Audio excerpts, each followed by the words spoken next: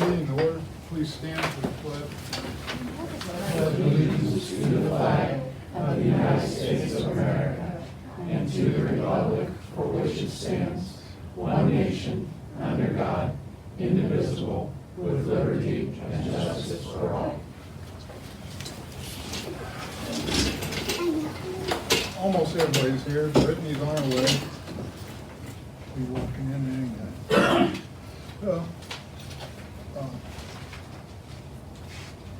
Councilwoman Schott, would you lead us in prayer, please? Heavenly Father, we come to you this evening to ask your blessings on all of our community and all of our residents.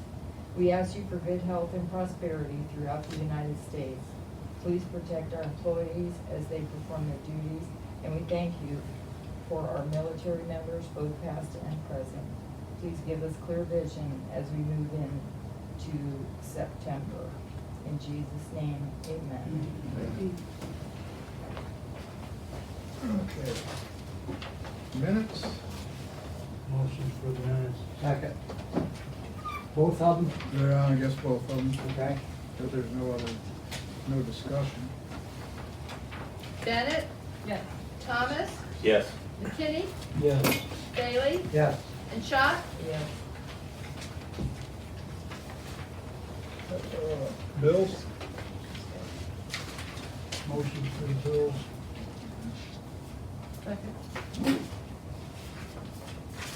Bennett, Yes. Thomas, Yes. McKinney, Yes. Bailey, Yes. and Schott. Yes. Hourly workers' time report. Yes, we got two of them.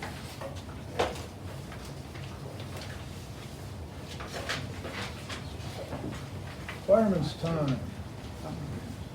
Motion for the fireman's time. Second.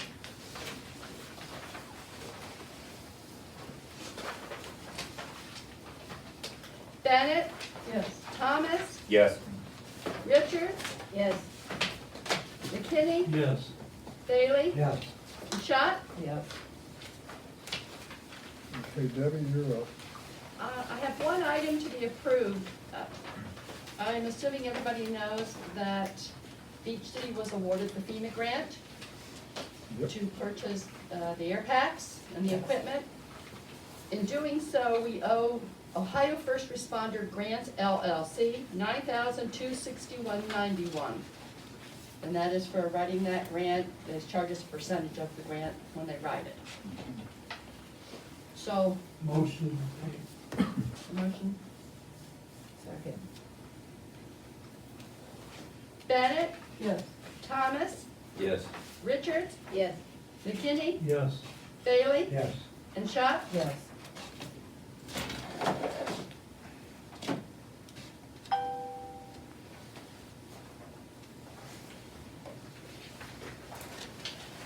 The next thing I have is that in between the meetings, we had two passings of relatives of our employees. Tom Hartman's sister passed away, and I talked to the mayor. We sent to both families memorial donation of $50. One was for Tom's sister, and the other one was for Rick's brother-in-law, instead of just brother-in-law. The next thing I have is the reading of all the legislation. It's gonna be the third reading of a lot of it.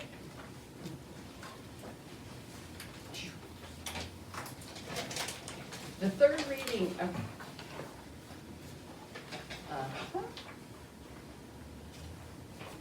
ordinance number 2111, an ordinance to repeal ordinance number 1714 and modify the policies and procedures for eliminating noxious weeds and litter within the village of Beach City, Ohio.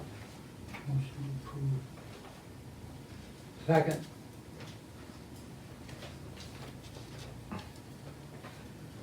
Bennett, Yes. Thomas, Yes. Richards, Yes. McKinney, Yes. Bailey, Yes. and Schott. Yes.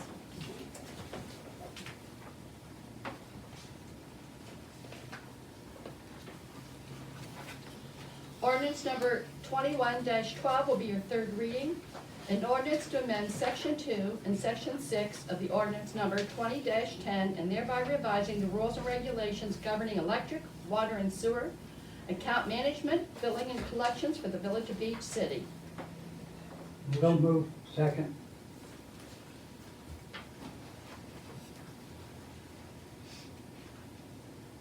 Bennett, Yes. Thomas, Yes. Richards, Yes. McKinney, Yes. Bailey, Yes. and Schott. Yes.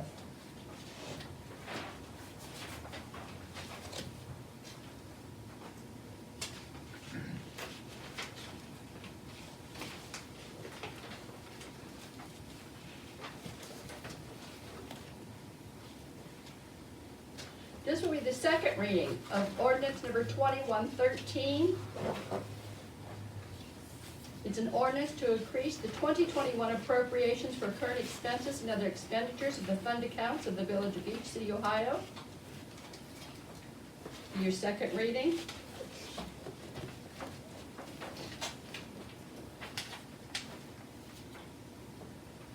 Ordinance 2115 will be the second reading. An ordinance accepting and approving the 2022 budget for the Village of Beach City, Ohio. Each of you were given the budget packet to sort of look over. This will be your second reading.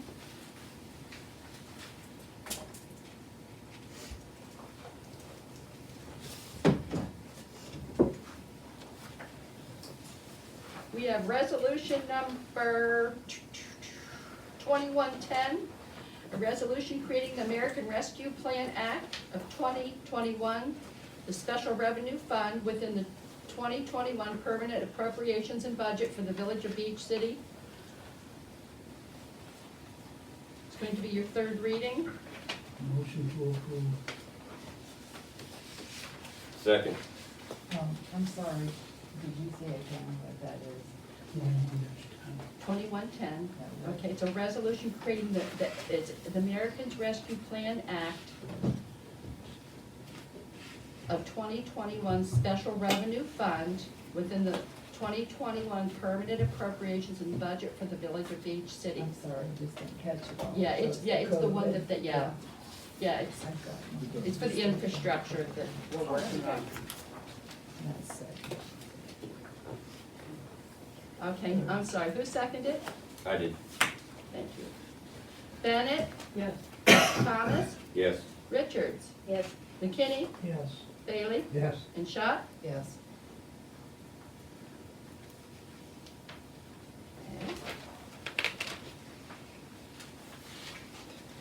Okay.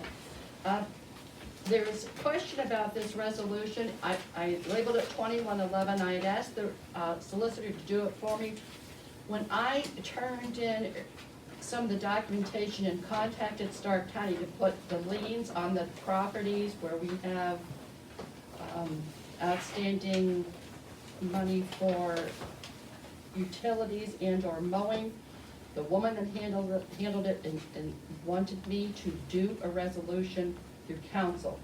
And each time I send it in, I need to put one piece of property on one document describing what they owe and break it up per document.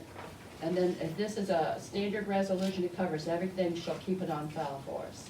So this is what I have. It's resolution 2111.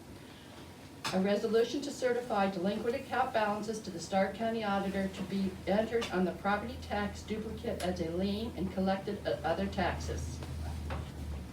Deb, just so I'm clear on that one, is, they wanted a blanket resolution that would cover for all time, not a particular one? More or less, she said we could do that if we had a blanket one. So I was gonna give her this, and then the blanket resolution, or we have one for, the mowing with the weeds. So I need to send her, I'm assuming this one, and the ones for doing the weeds. And the ones for doing the weeds, the statute specifically says the legislative authority shall. So I think we could have a blanket that would cover that. The one for utilities, though, it references essentially the village administrator having the ability to certify it. So I didn't know that we needed separate legislation. But the way that one is drafted has an exhibit A that would be attached to it, that would be the delinquent accounts, whether for utilities or Right. noxious weeds and litter. So when I send anything into them, I will be sending them the document that the VA gave me with the parcel numbers, then a copy of the Abby's bills for the utilities. Okay, And then a copy of the check and what we paid to have the property mowed, which is right now just what, 2 mowings, I think. okay, I just want to be Yeah. sure that accomplishes what it is they're looking for. Yeah, I'm hoping, because I was surprised, I didn't have to do that before. I should say, I've read the statute a couple times, I know the one for utilities, it authorizes the village administrator to certify that over. But this should accomplish that in this instance, and then I guess we can cover it I'm in the hoping next she's gonna round. keep it on hand for. Okay. So we'll be putting a different number on it for each one. And how can that one cover the new ones if we get into them? Well, and that's what I'm saying, is I don't know if it'll accomplish that. I thought the auditor had indicated that they wanted, one of these each time we intend to certify it to the county auditor. Did you double check with her? Okay. I would have to think you would have to. That's what did make sense to me, is if they're requesting legislation for one, why would one piece of legislation be good for all subsequent? Should be. I mean, if that's the case, I would prefer that we delegate that power to the village administrator, and then you could simply fill it out, get the numbers from Deb, and certify it over. So we're gonna check and see if Yeah, it's I'll one check. way or the other. Yeah, Do you wanna talk to Kelly? Yeah, I will. Talk to Kelly when you call, that's who I talk to. okay. And I think that's it. Thank you, Deb. Mr. Baker, Yes. you're up, sir. Well, good evening. My name is Martin Baker. I'm with Baker Tower Incorporated in Akron. Actually, it's in New Franklin in Portage Lakes where I live. It's a sub-S corporation. Basically, the corporation I have, we own some towers. I own some towers. And I lease vertical real estate off of them. And one of the things that I lease is for wireless internet for different communities. I have a tower in Doylestown, I have one in Loudonville, I have one out in Medina. And I recently purchased one here, just outside of Navarre, up, what's commonly out here known as Top of the World on Day Avenue. And I'm looking to deploy wireless internet, to that tower, which then brings me possibly here to the village of Beach City. And primarily my reason for this evening is to approach council and the mayor of the village to possibly obtain permission to deploy some wireless internet panels, sector panels on your water tank for the immediate area, the village and surrounding, at some time in the future to, to be determined. And conditions and things of that nature could be discussed at a later date, but when I had contacted the village and spoke with the administrator, he suggested I come and approach the council tonight to find out if that is something of interest to you, that you would allow us to come in to deploy some wireless internet. So you with Sprint? No, sir. Because that's part of that tower, because I'm on that tower with my track phone. Which tower are you speaking The of? one up on Top of the World. No, it's across the street from Okay.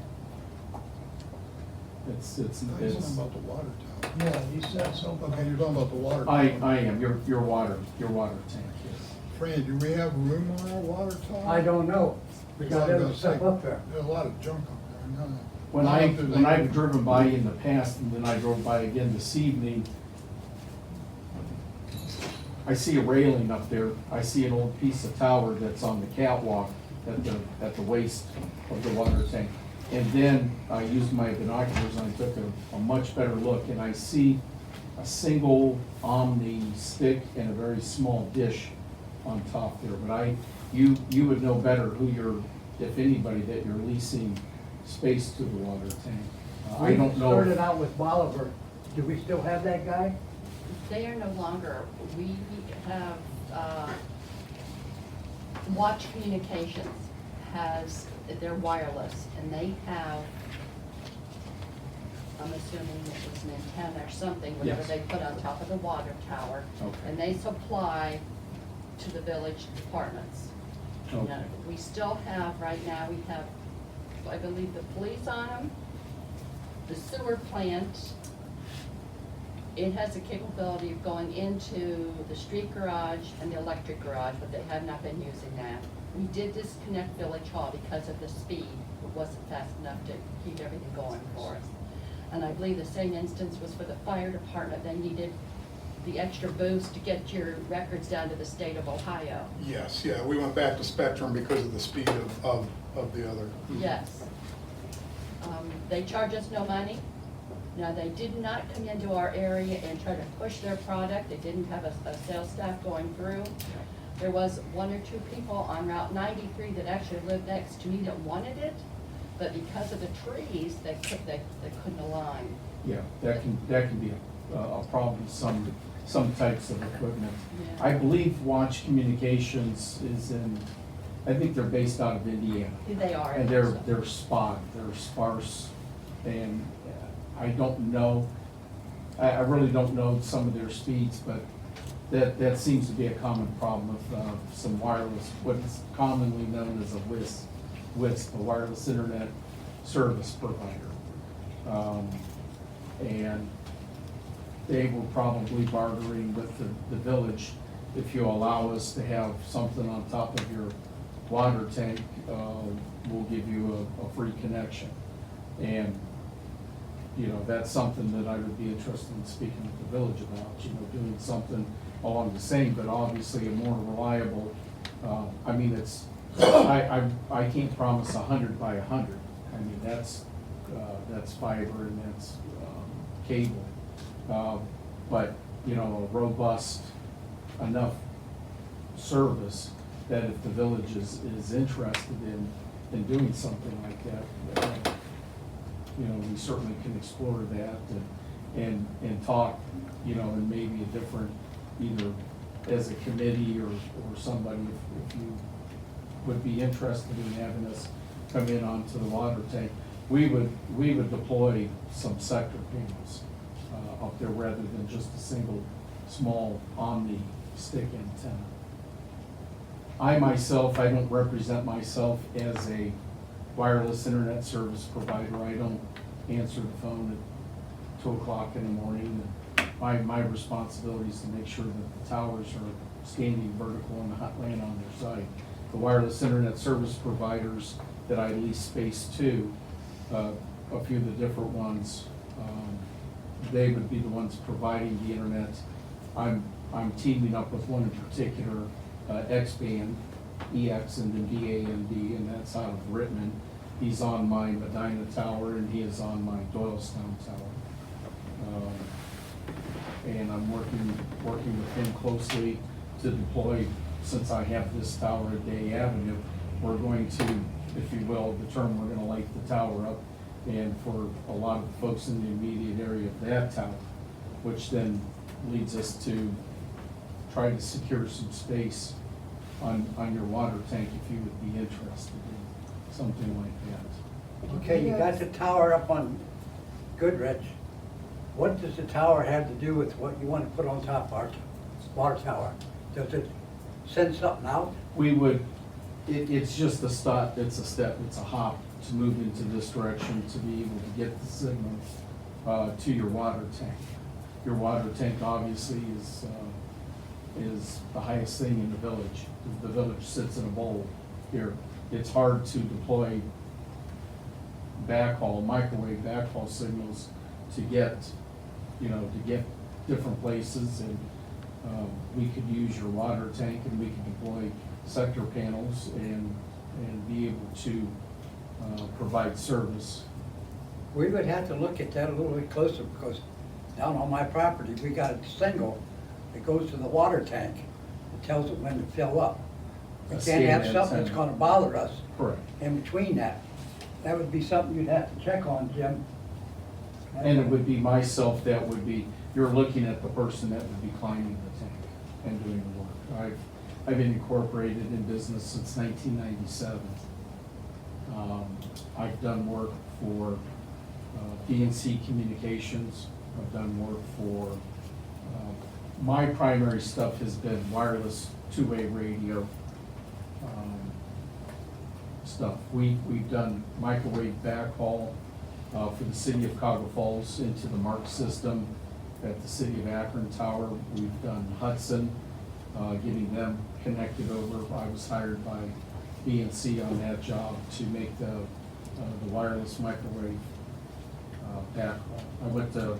I took some training courses with Cambium Microwave. They're a big distributor of the licensed microwave spectrum and unlicensed with the microwave dishes. So, we know our way around water tanks and towers very well. The stuff would be very non-intrusive up there. Wouldn't be any drilling, there wouldn't be any welding. What's nice with your water tank, it's just not a smooth round bowl. You have a railing up there that we can actually use a clamp and bolt a small piece of pipe to that, and we can, run down off the side of the The tank. company did the cleaning, put the new railing up there at the very top.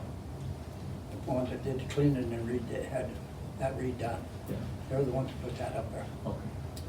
Now, I understand how this would be beneficial for you. How would it be beneficial for the village? We would offer, and that was what I was talking with you about, that we would offer basically kind of the same barter that Watch Communications did. But if we were gonna barter something like that with you to have space up on the tank, you would have something that you would be able to use and not unreliable connection to the internet for the city. So Village Hall and the fire department, you think could go onto that and get away from the one that they have now? Yes. If most of the stuff and what we would deploy is the unlicensed spectrum. So there's only so much room up there. They're up there now, I don't know what type of an agreement you have with them. I don't know if you're under a lease for a period of time, or if you're able to tell them that, thank you, but no thank you any longer. I don't know what your restrictions are. But, that up there is probably unlicensed as well, and there's only so much room in that spectrum. So that would have to be something that would have to be investigated. Do you have some kind of written proposal for us? I haven't drawn up anything yet. I was coming down here in the blind to present an idea to you and to ask for permission to be able to deploy something up there, but Yeah, I But think we we would- would want some kind of written proposal before we could give you permission for anything. sure, oh, yeah. Is this something that potentially residents of the village could get wireless internet from? That would be that's the whole reason. That's why you want it down Yeah, would be to be able to, sell wireless internet. there. Because we don't have many choices right now. That's as I'm to understand, yes. And they certainly don't up on Day Avenue, and within sight of that tower that's up there.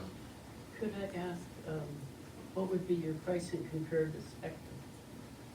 Well, because I don't own that part of the business, it's my understanding, and he does have a website.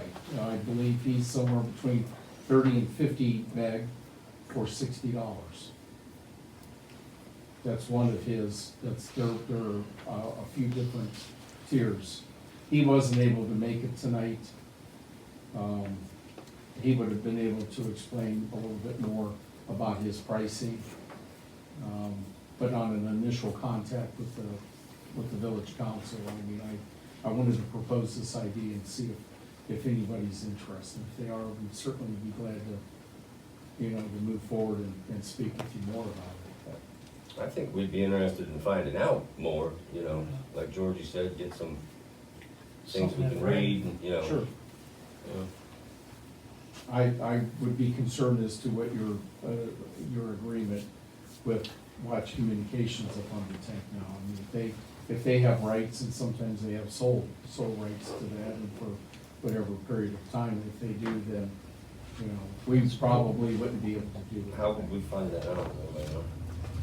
Research. Yeah, we'd have a contract somewhere. Sure, yeah. There would be like a Would it lease be agreement. your office or Jim's or John's or? Imagine, Go fish. yeah. That's kind of what I figured. Yeah.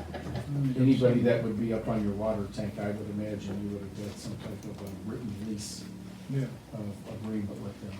And one thing for my office, we would need data from the company that's going to supply this, to give it to our IT man, so he can see what we're pulling now for all of our computers in here. Yeah. That they can do the same.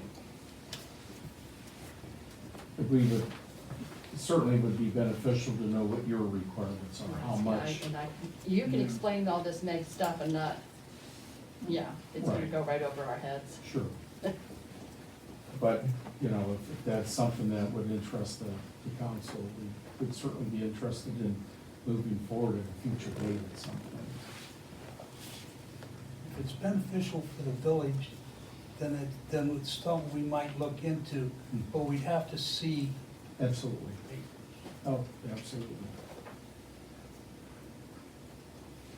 I believe everybody else agrees with that, right? Is there a contact person, I mean, somebody that I might be able to have information with, a representative of the village that I could work through some, I guess. That's the short man straw, back right? there. Yeah, I'm the short straw.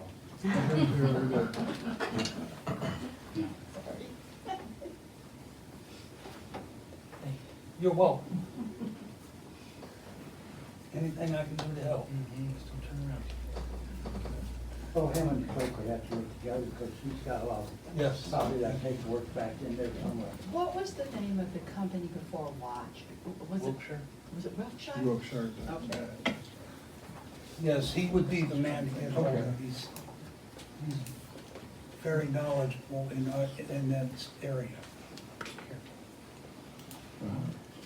We'd be happy that way, I wouldn't be tying up everybody's, you know, time with this, he could be the point person, we could, you know, I'll leave you my business card and. Well, he'll be talking to the lawyer in the same time. Sure. Well, I appreciate your time, thank you. I'll leave you Okay. business card. Thank you. Thank you. Anyone else, On the list, There ain't even a list here. okay, I know, I got it over. Oh. I got it too much. Thank you. Bill, if you don't mind, I'm gonna go to the police, so these little girls, they've been really good, so we can. Yeah, that's perfectly fine. All right, Chief Craig.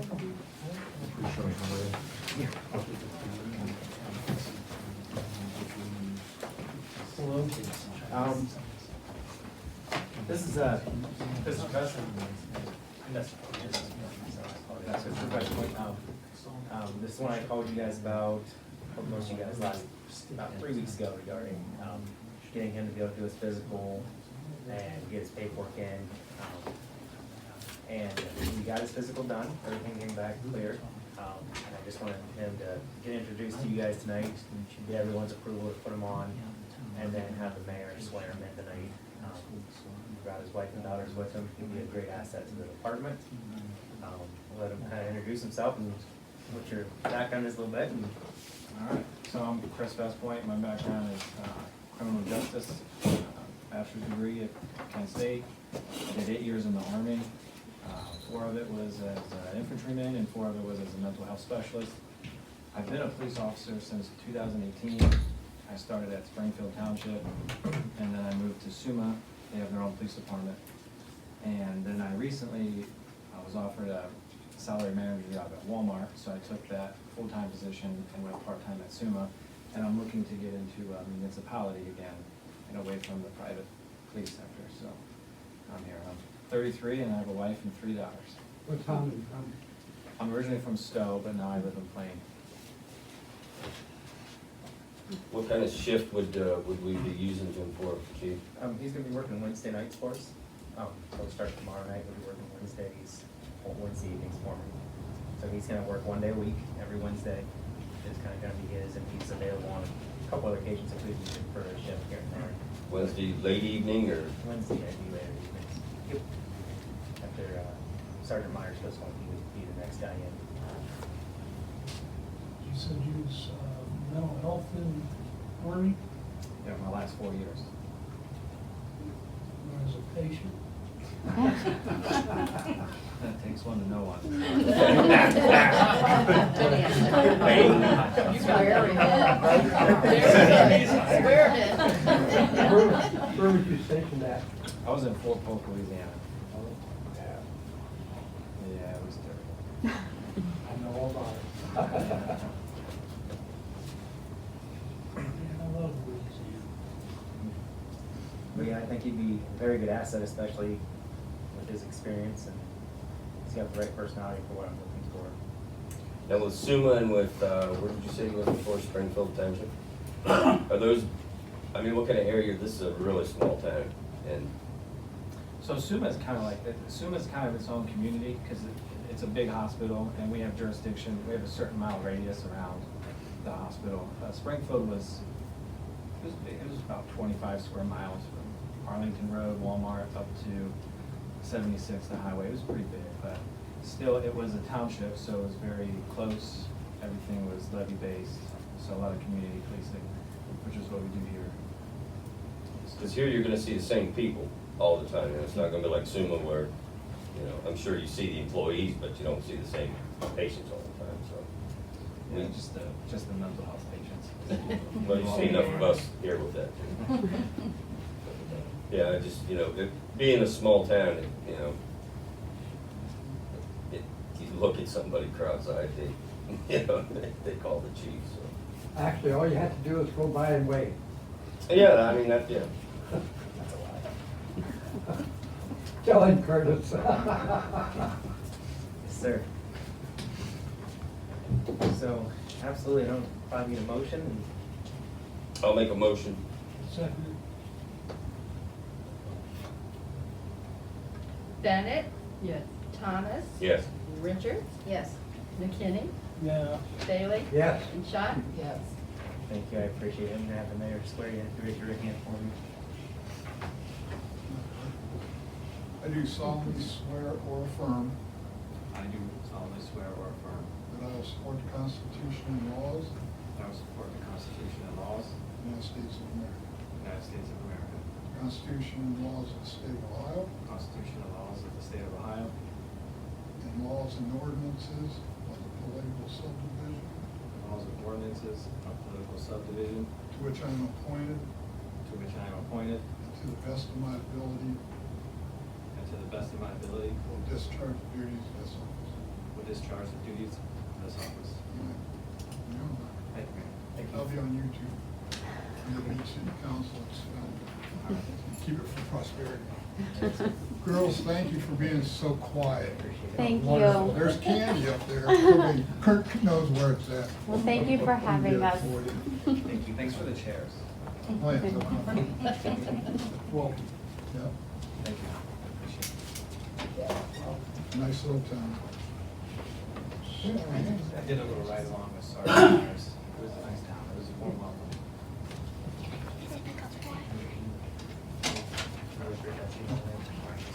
Thank you. Thanks, guys.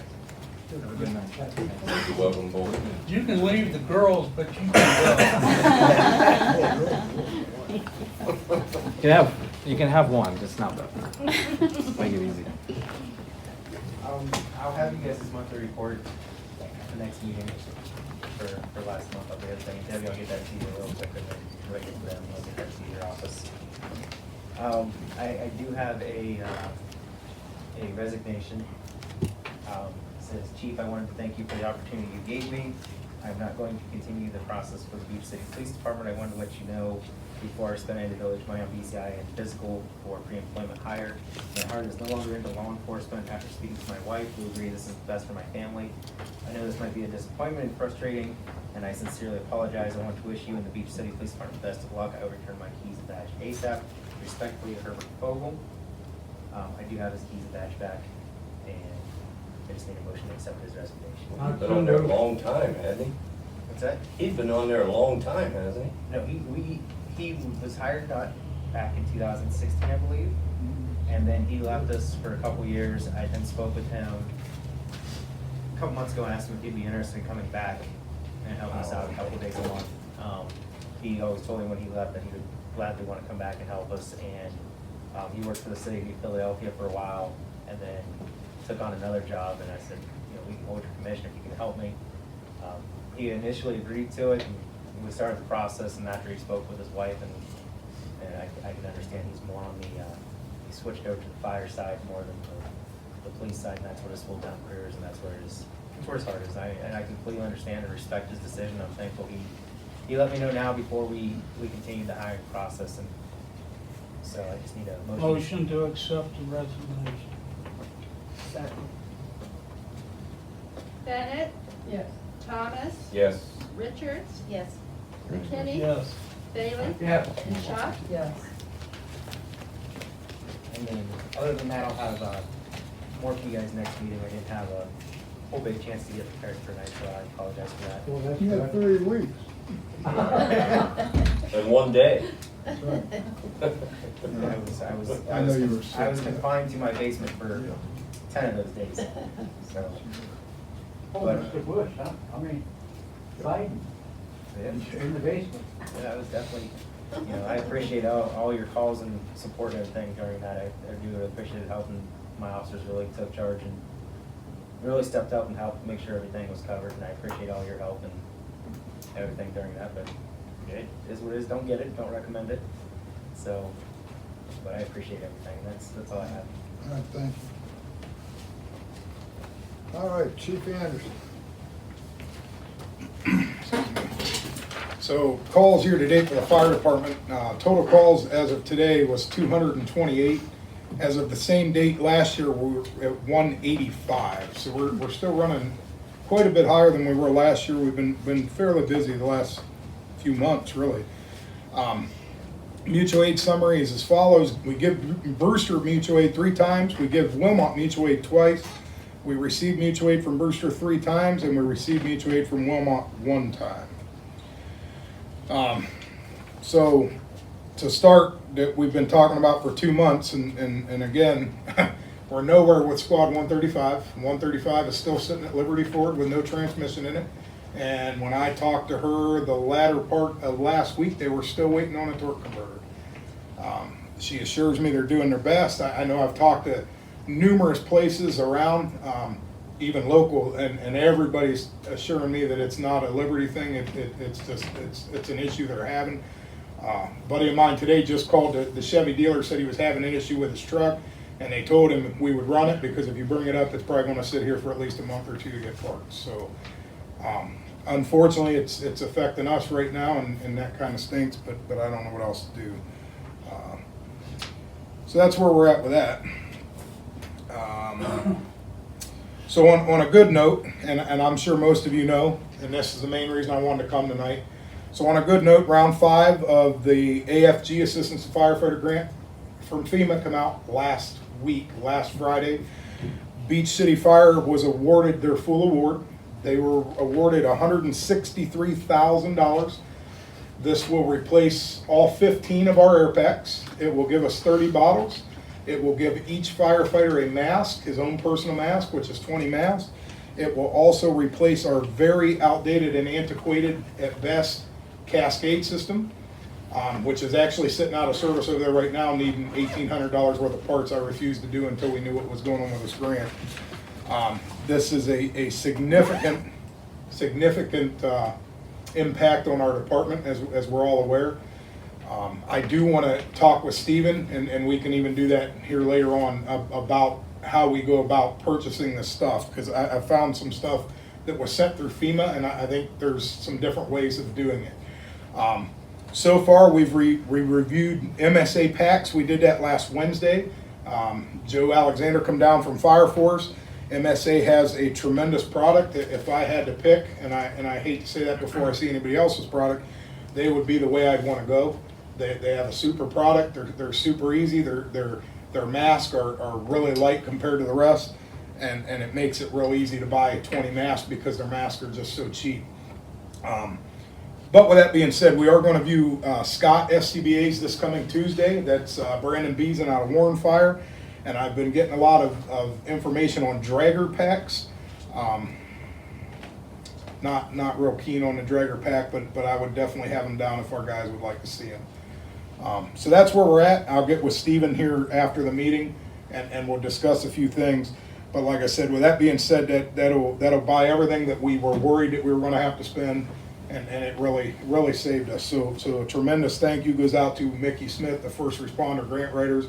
He did a phenomenal job. In 2 years, he has secured us more money than our past grant writer had secured us in the 6 or 8 years that we had with that company. So kudos to Mickey. But with that being said, obviously to get money, we spend money. So Mickey's match on that grant is 5%. The invoice due to Ohio First Responder Grant Writers is $9,261.91.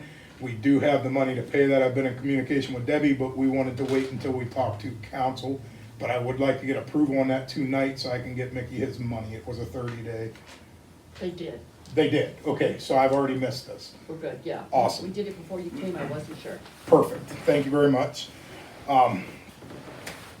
And that will be, technically this match will be at 10%. I don't want to mislead you. So the 163 we were awarded, 5% of that match is 7,761. That is our part of that grant. We've always got a 5% match. And then the grant writer was also a 5%. So technically it's 10 if you want to look at it that way. But it's still a drop in the bucket compared to the amount of money we're receiving. So I mean, we did tremendous, and I can't thank you So enough. other than the grant writing, how much we gotta pay out? $7,761.91 will be our total, and that's for the completion of the Cascade system and the packs. That is our part of that grant. That's a 5% When match. do we have to have that $7,000? So technically what'll happen is FEMA awarded us $163,000. That is what they're saying it will cost to buy all this equipment. With that award, they actually will only give us $155,238.10. Do you understand what I'm saying? So we gotta pay the $7,000? Right, you'll have to pay the $7,000 with what our share will be when we order the Timeline, equipment. yeah, that- It'll be when we order the equipment. So, depending on how we secure getting the money, which I'll talk to Stephen here. I will say after talking to Joe said, I don't wanna mislead you. He said prices are going up. He said Fire Force, especially just Fire Deck's gear this year alone has increased their prices 3 times. We live in a weird world, obviously, and we know what's going on. So the sooner the better. If they increase the prices on these packs, then that 7,000 may go higher because we were only granted this amount on this price quote. You know what I'm saying? So if the price goes up, then the money out of pocket's gonna be a little more. So the sooner we can get things done, obviously the better for us because we're running on expired packs anyway, and the better for a price. So. And we're working very diligently on that. I did turn in our EHP form.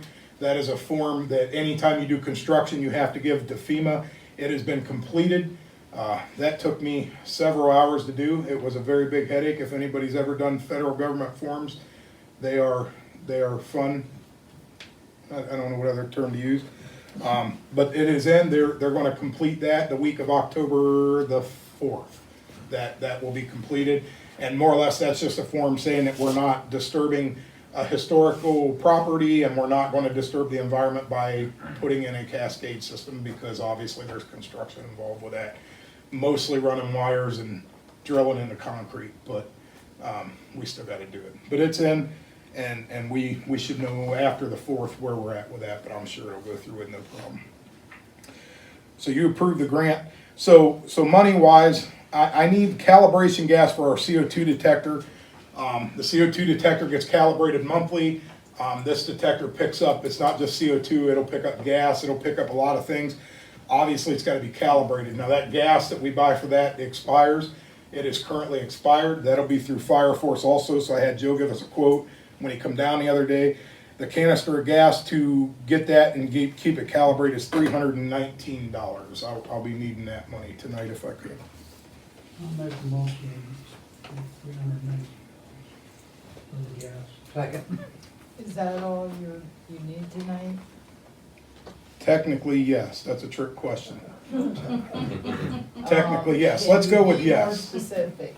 Let's go with yes. I'm gonna present a project to you, but let's go with yes. The project don't have to happen tonight. Okay. Bennett, Yes. Thomas, Yes. Richards, Yes.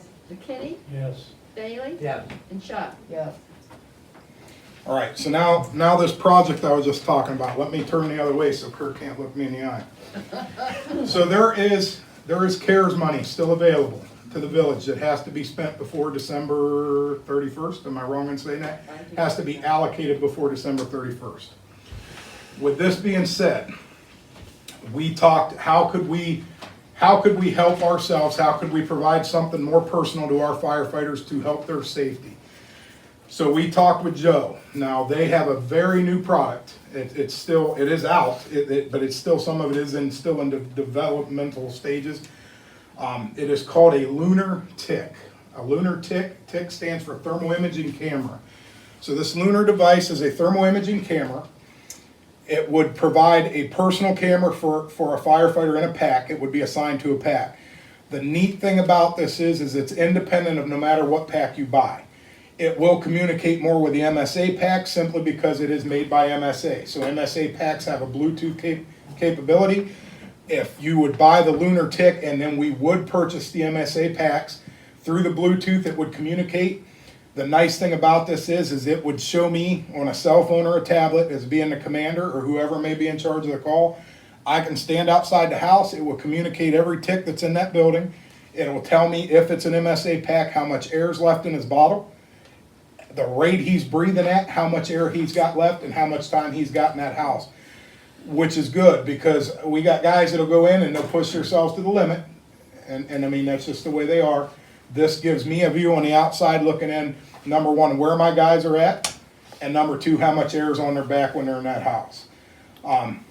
Another nice thing about this product is designed where the lunars will talk to each other. Okay, it's through an LTE signal. We do not have to pay anything. It's provided, it's paid up front with the cost in the quote that we have. The LTE signal, what it'll do is it works as a pass device. The pass device is a device that once a fireman does not move for a certain amount of time, it'll go into pass mode. After so many seconds, if he doesn't signal that, telling him it's okay, it'll go into alert mode. The lunars will communicate with each other, and this lunar, as soon as another lunar goes down, the lunar will pick up and say you have, it would be more specific if we could afford enough for every guy. It would say firefighter Smith.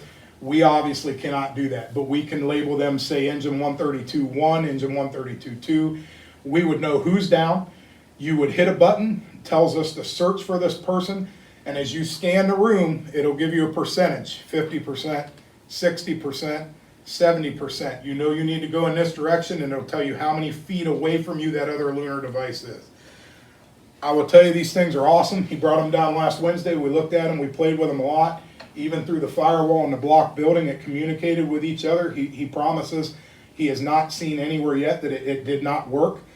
Like I said, very new technology, would be an awesome feature for us to have. And not only that, Beach City would be the first in the area to have them. So my proposal is with the $13,000 roughly that's left, these lunar devices are $2,200. $2,249 a piece. How many you gotta have? So, gotta have is up to the department. Obviously, you would want more than one because if you only got one, you don't have a lunar to search for the other one. He quoted us for $8,000. I'm asking to up that to 6. If we would go 6, it would be $13,494 from the CARES funding, which would spend that money. That would allow us to put 4 on our first out engine, where anybody that packs on that engine would have a lunar device, and it would put 2 on our heavy rescue truck, which would allow a team of 2 to go in with a lunar device. When we pack, we're always in teams of 2. We go in as 2, we come out as 2. So we would need an even amount, not necessarily an even amount, but I would suggest an even amount of lunar devices because we're always going to go in as 2 and come out as 2. What he talks about maintenance on these things? Maintenance, I don't believe there'll be much involved maintenance-wise. We would probably get a service contract just as we do with our other equipment. I would imagine if we do go with MSA Packs, we would have them service everything while they're down. I can't see there being much maintenance on these other than maybe some batteries. What's this thing look like, a two-way radio? It is, and it's actually, it looks like a little video camera, if you will. They're about this big, and you hold it, and it'll clip onto a pack. So when you bring it up, you can look through. So the thermal will pick up anything thermal. And the nice thing about it also is it's got what they call, I'm gonna mess this up, it's got a feature where it'll actually outline in green where there could be a doorway or a window. It picks it up because the change in temperature. And if our guys get in trouble, they can pick this up, go to a different mode, and they can actually see, hey, there's a window here I can get to, the doorway's here, I can go this way. It's a very neat piece of equipment. And I wanted him to leave one so I could bring it over, but he couldn't. He had a demo to I've do the seen it next work day. in California. They're awesome. I mean, they're absolutely awesome. And like I said, we would be the first area agency around here to have them. So that's why I said your question's kind of a trick question. This is a project that I would like to do. I've talked with Debbie a lot about it. She thinks that it will definitely go through CARES, or I would not even bring it up. And like I said, that money, the money is technically money left over, from my understanding, from the township giving us the percentage of money. We need to spend it or we're gonna give it back, and that would be very silly of us, obviously. So it's totally up to you guys. I would love to proceed with this project and get them here and start being able to train Do we have to them. have money up front, or do we already got the care money? Don't we? CARES money should already be in the account. Okay. Hold on before you Go make that. ahead. And you said there's other areas that you want. Have ideas, yes. Have ideas? Yes. I am not one. You are not one. No. Who is, Well, I just think we don't want to vote this in right at the moment until we hear if there are any other but ideas. is that 13 all we have left? Does it have to be used by the fire department? No. So it could be used by the police department as well? Not a wall. It can be used for anything in town, right? No, not anything, it's got to fall. COVID, I know. Yeah, for COVID, yes, Yeah. yes, for COVID, yeah. My department currently has everything that we need for the police side of things. I appreciate that though. So what other department might be interested in, anybody? Yeah. know, Not that I'm I have something I want or- Okay. to, now you Well, if it has to do with the With that care. CARES money, we'd like to know now. Okay. Can I take a minute, Yeah, or you yeah. can wait? Yeah, I'm fine. Okay. I was gonna give a report on our festival concert we had in the community. So I'll do that now if that's okay.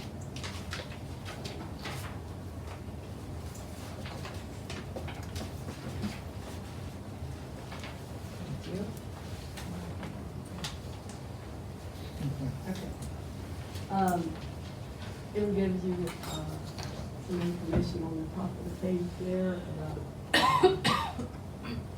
our concert, consisted of a band and concession stand. The festival committee shared our concession stand with Buckeye Youth Camp. Both groups, covered the expenses.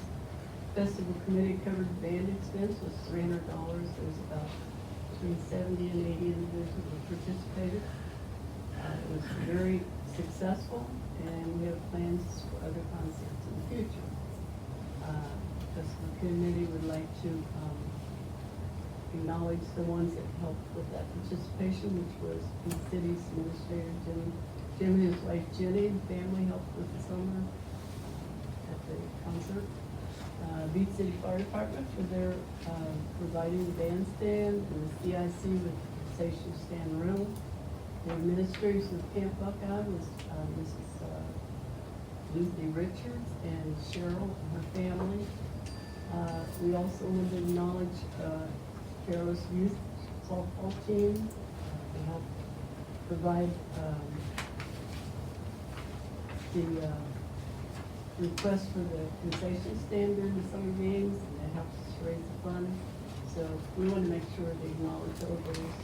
And then I had some ideas that kind of kicked around the committee. One of them was the virus fund, and we would like to install a ventilation system in the concession stand. We need an air conditioning in the window there. We also thought about the light treatment for the inside of the building, kind of related to what the fire department had. We also would like to ask for sliding breath windows when we serve our customers. And we were gonna apply for that virus fund. Also, Tim and I are working on a grant, and this would be the main parking. We had a band stage built there. And down on the second ball field, we'd like to install a pre-built barn on a pad with electric, and a concession stand down to the running ball field. You talking down by the river? Yes. And I know the flood zone. Oh, I boy, think it sure maybe- does. We're thinking maybe we can work around it, getting a prefab. I don't know, Jim's gonna be checking on You're that. not allowed, I know you're not allowed to put anything permanent. Yeah, Yeah, you gotta have something for your house. so, I don't wanna stand in our fire chief's thing there, it sounds like something that would be beneficial. So it's like everything else. Thank you for letting us know. I have a question about that. Since that's controlled by CIC, are we allowed to do anything over there? The council, I mean, the village owns the park. We own the park and we own the stuff. The CIC makes their money to help do part of the things that she's requesting. I don't believe that that little building that she wants is probably not expensive, but I don't think that would fall under the CARES Act money. But that's something the CIC could help put money towards to do for them. That would be through a grant, those last two. Yeah, items. she's not including that in the Grant. carries. Oh, that was just, okay, because I was trying to write down the list that. Oh, you don't I have have it it on on it? No. Okay, because that would be, they're working on trying to get a grant for that. For the The two stuff at the bottom top ones? would be the code. What kind of ventilation system are you looking at? Exhaust fans, you mean? Some kind of something on the ceiling. There's no ventilation at all in that. That would be like an exhaust fan. Yes. So these are basically not all that expensive. So if we could cut him down on one or two of those, you wanted 4 to begin with, and then you brought it up to 6, right? Yes. If we had you at 4, then we could help the parks out too. That's totally up to you guys, whatever you want to do. Whatever you guys want to do. But is that a legitimate fund, area for funding? Probably based on, this is the CARES Act round one, not the ARPA money. Yes. Correct. Is that right? Correct. Okay. I would say most likely it is, subject to subsequent audits that could have other determinations, but those things are in line with what other political subdivisions have purchased, and some have even gone, I think, more extreme in reading it as being very permissive. I'd like to make a motion that we purchase the 4 units for the fire department. Well, shouldn't we find out how much Yeah. this stuff right here is gonna be? Because this might not even be. Oh, well, that's only gonna leave $200. $2,000. What's that? You s- The 4 was how much? 4 is 8,000. 8,000, that leaves 5,000. So, and if you get the 6 that he came up the second time with, that's another, what, 2,000? I mean, it's used almost all of the 13,000, doesn't it? Yeah. Correct. So if you cut down 2, that leaves the fire department with 4 of them. I know, but if we cut down 2 and we don't know how much this stuff's gonna cost, Well, it ain't gonna cost that much. everything costs much right now, man. You cut a hole in to put a ventilation system I in, understand. It's not that much. Your sliding glass, your sliding glass, like we have up there, yeah. I would have- still like to see what it would cost. Yeah. That was a little, around $2,000, I'm thinking, and it's not plexiglass, it's a glass. It's, They did glass up here. yeah, no, not steel. That one, the glass company came and did it for us, Yeah. we had to have someone do it for us. And I'm thinking it was around 2,000 to 2,200 to do it, if you do it in glass. It gives you an idea what that one would cost. To do it across their front, where they have their doors, where they wait on people, right? Like where that- Is there a window in there? Concession Well, stand to put no, an air it's conditioner in? just doors. Big window.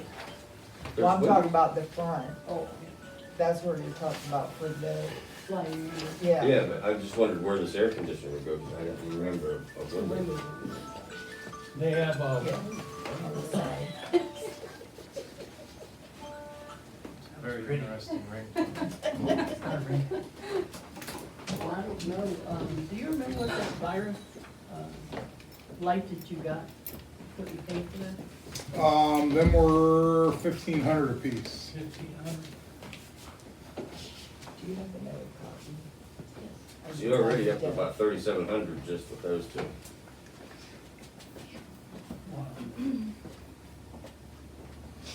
If we could get the sliding glass in and the virus light, because a lot of people use that building. Maybe we could work a deal out with the CIC to come up with the air conditioning. Air conditioner would- Ventilation. they won't be a lot. They really won't. A window air conditioner, they're less than $200. Especially right now, if it's turned into fall. Yeah. So they'll try to be getting rid of them, that'd be a good time to get them. It's always just pick this 110 instead of 240 or 220. 220.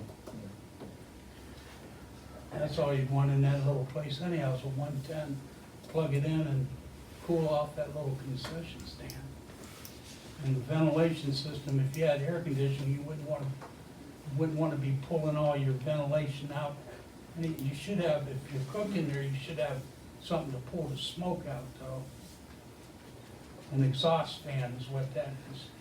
And those aren't that expensive. You cut a hole in the wall and you put an exhaust fan in. Not that expensive. But everything's more expensive today. Kurt, have we had any problems with the kids bashing on those doors, the ones that pull across the front down there? Are they still I haven't doing had bad any, stuff? I haven't had any complaints on that. I can tell you with the air conditioning, that would help with your camera systems we put down, because we just put basic civilian model camera systems in there. That's why every couple years I come back to you guys, say, hey, we need another camera system. But a lot of what kills those camera systems is the amount of heat that goes in that building. Just fries those hard drives when they're running, trying to storm. So I can definitely agree with the air conditioning system, but as far as the doors, to answer your original question, Well, I don't still see a lot of have vandalism with that box. those doors. Oh, I'll just push that in again. I'm sure they have ways. We have ways to. And we have until what, December to Jim spend this probably. money? I think it's December. Just do a board and some windows. I wouldn't wanna wait that long, like he said, No, everything, as soon as price we of see that, everything's we're going up, gonna and it's gonna separate keep it or going something up. or See, something. at the end of Or have to September, bid I on have it. to do a report. Every quarter I have to do a report. At the end of September? Yes, they're waiting for my, I think it's September. The end of September, I have to show them either I still have the same amount of money or I've spent money, and it's a little back and forth we do.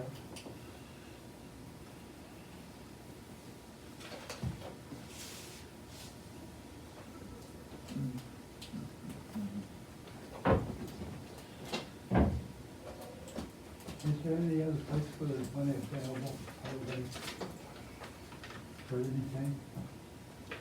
Well, this is, she was trying to use the COVID for this. Not all 13,000, Look, whatever. Do you guys have your month-end reports in your mix?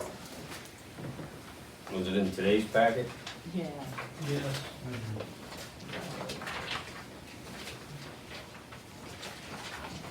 We have the one, it's a fund report, it's like a page and a half. See, I don't Thank you. I know I don't have one, I've used it. Oh, my glasses.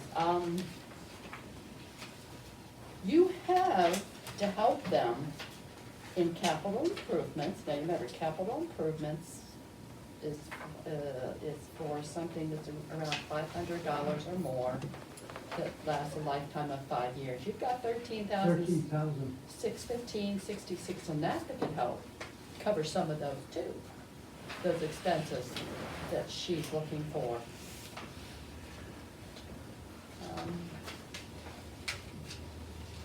Do you have anything, John? Anything to say, or opinion, I would like a chance to look at all this and come up with a better game plan as Right. far as the pavilion goes. But I realize the importance of the fire department too. so. Yes, absolutely. And that, yeah, we would never belittle the needs of the fire department. That's very important, yes. And it's all driven by the need to spend that money. Or the wants. The fact that it has to be allocated. Right. Your stuff would be sort of what we're talking about for next year, Hazel?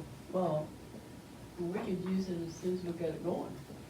We'd like to have some more, like plan some more concerts. And it's a good fundraiser and For this year yet? we could probably pull it off.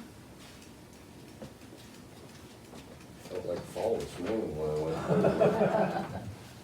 Well, Lord. there's all kinds of fall festivals Yeah. and So what kind of money did you come up with, Jack? That might cost for her? Someone said 2,200 for the window and 1,500 for the blue light. That was the only thing I wrote down. I didn't go with this barn stuff because that's a grant. which I wrote. You're gonna have 200. a bunch of money in a barn right now. They are crazy. Yeah. That You'll blue- probably have $15,000. Is that blue light working good? Well, that's the one that they bought for the fire department to put in the ambulances, or one ambulance, you move it back and forth, I'm not sure. We bought two of them. Well, right now, we only have one ambulance. I mean, Okay. we got one in a picture and that's about it. But yeah, we generally use one unit. We do have two over there.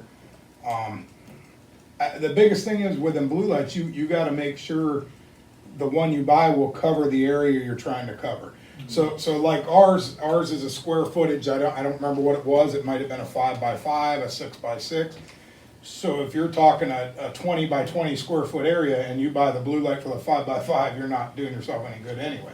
So now if you're talking a bigger area, I'm sure the light you wanna buy is probably gonna be more expensive. And then So- do you go in, and this is what I got confused before, do you go in afterwards and still wipe down stuff and clean? We do, yes. So you'll Yes. still be doing that too? So the blue light is mainly bought because we're enclosing a potential COVID patient in the back of a 5x5 enclosed area with very limited ventilation. I mean, the blue light is bought to knock out everything that could be in the air and everything on the surfaces, and then we still gotta go through and we gotta sanitize top to bottom. And that's only because we're caring for, sick patients when we're going down the road, so. So what So that would be Well, I'll tell you what. very reasonable for that. Blue lights are not for everyday sanitation. Blue light is for labs, medical facilities. When you're trying to get into every nick and cranny, when you're talking a regular facility that's like a bathroom or a place you're serving food, you're throwing your money away. It's medical only is what them are for. How about some of these units, like the one behind that we bought? Would they? Them are nice. It's basically a blue light, but it's filtering the air through. Right. It's filming the air, will that work? Mm-hmm. I don't know. Yeah. Yeah, that would work. In essence, the units we have are ultraviolet lights that are heating or lighting the environment to the point where it kills the virus. And like I said, the lights we have are compact units. They're for small, compact areas. That's why they were great for the trucks.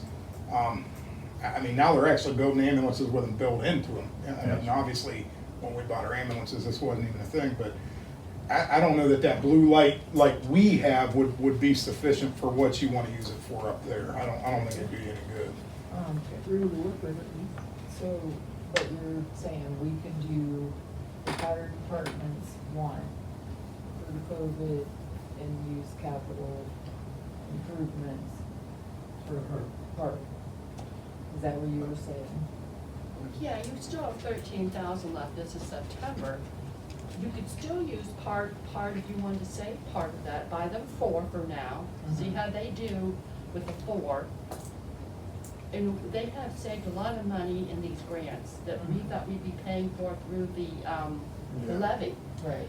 And then, where did she start here? And that's the thing with these lunars, I mean, we can buy 4 now, we could add 2 later, we could add 4 later, we could add, you know. The price, I definitely think, I won't steer you wrong, I think the price is gonna increase, there's no doubt about it. Oh, yeah. But I mean, it's not something we gotta buy all 6 now and then, oh, we bought 6 and now the other 2 won't communicate. I think we'll be fine in that aspect. Well, if she didn't spend the extra money on this, then we can use it and give it back to the fire department for them to buy them more of. If you could have Depends on what it costs. the price of everything, by next meeting, you'll have a better idea of what's going on too. Jim's Know gonna where work we're with at. you, I think, Hazel. Did you say that, Jim? Yeah. Okay. I make a Exactly. motion, we buy the fire department 4 of the units right now. And then after we find out what Hazel needs for her program, we'll either reimburse or buy 2 or 4 more later. Yeah, I'm perfectly fine with that. So if that's the plan, the quote for 4 is $8,996, just so you have a price to go off of. I'm sorry, 8,000? $8,996 for 4 units. I'll second.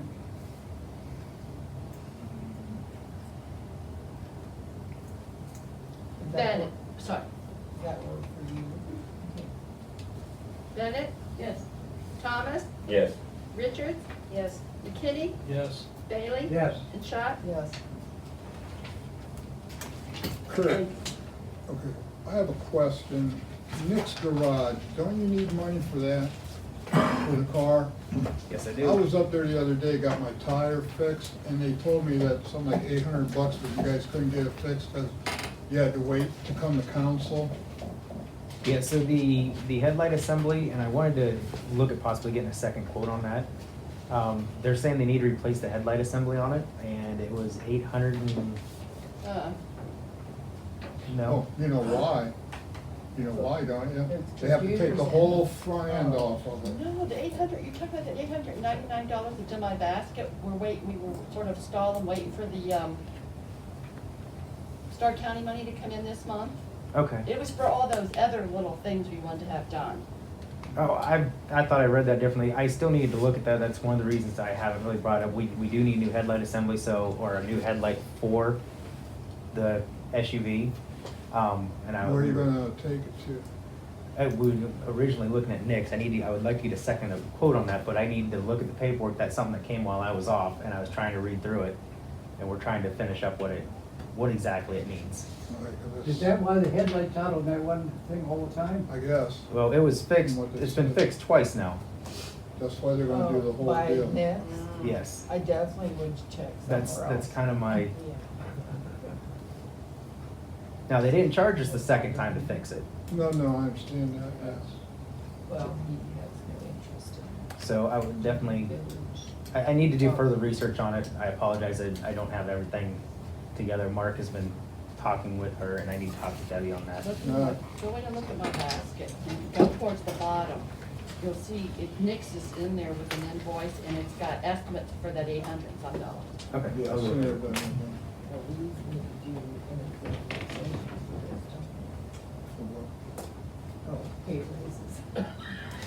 I don't think so, No. I think that'd be against the law, wouldn't it? Report to the. I think we could do it in executive session if it's specific to individuals on here, but you're not obligated to. It's not specific to any individual, is it? Well, it is insofar as there's only one. of Yeah, I each. mean, everyone knows who this person is, and Oh, that person. okay.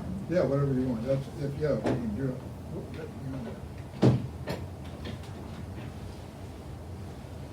Are you done, Bill? The only other thing I had, I was gonna remind everybody about the quarter auction, but that's all I've got left, so. And that is October. That's October 30th at 5, and the auction starts at 6. That's the only other thing I had. Hey, Debbie, this is a different one. Bingo pick up anymore, or is it still pretty slow? Bingo has been not good. That's kind of why I wanted to be part of our meeting. I think I might have missed that conversation. But yeah, bingo has not been doing too good. So I can't speak for the body per se, but with the amount of money we're making at bingo, I hate to say this, but I don't know that bingo will last. So it's just. People are still just leery of being out in groups. I think as long as you do a little bit at a time, maybe with less help, that it will pick up. Yeah, I don't know. I I mean, think so. we're trying to give it the benefit of the doubt, give it some time, but we're also in a peculiar situation where we definitely can't afford to lose money every week either, so. I mean, we gotta do the balancing game, and I don't know which way the body's gonna go with it. And we may run at the end, till the end of the year, make a decision. I don't know where they're at with it. That's up to more than just me, so. I hope it picks up. I think it will, word gets out. All right. You ready? Yeah, I have Make a, motion that we go into executive session for personnel. Second. Just to discuss the To compensation. discuss. Compensation of a public. What do we say?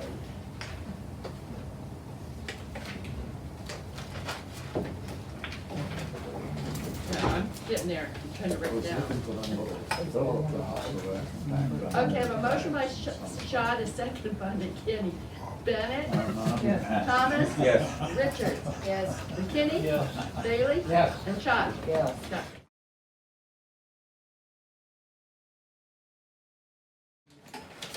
Return from executive session at 8:58, no action taken.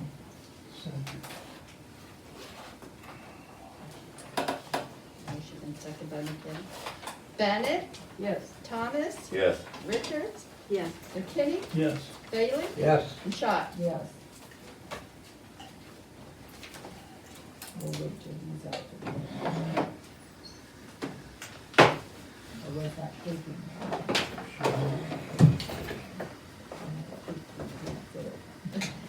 Make it the right,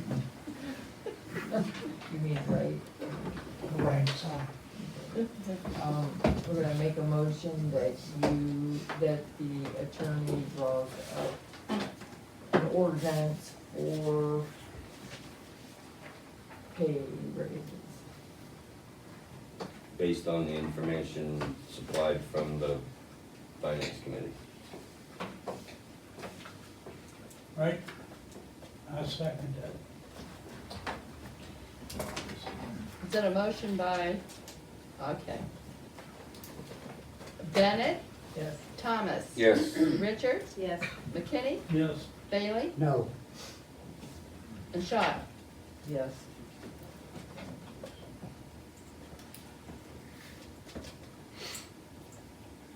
All right, Jim, we're up to you, bud. Okay. Water and wastewater. We did perform our smoke test on Friday. It took most of the day. We were there probably till, I don't know, close to 2 o'clock by the time we got back here. But we learned a lot, found several areas of issue. Only 2 of those areas are actually violations to the village's sanitary system. In other words, they were downspout drains or yard drains that go into the sanitary. So those 2 will be addressed. Many of the other issues were plumbing issues inside of houses. In other words, we filled their houses with smoke.